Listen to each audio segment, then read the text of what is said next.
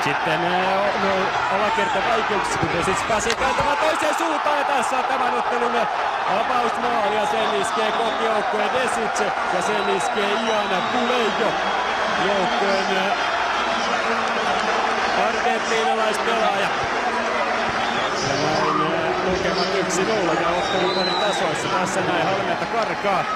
Pulejo kiittää, lähtee sieltä etenemään ja täräyttää siitä 16 rajoilla pallon voimalla verkkoon.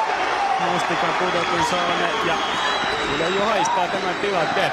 26-vuotias argentiinalainen nousee sieltä ja pamauttaa pallon verkkoon. Tyylikäs viimeistely ei siinä mitään.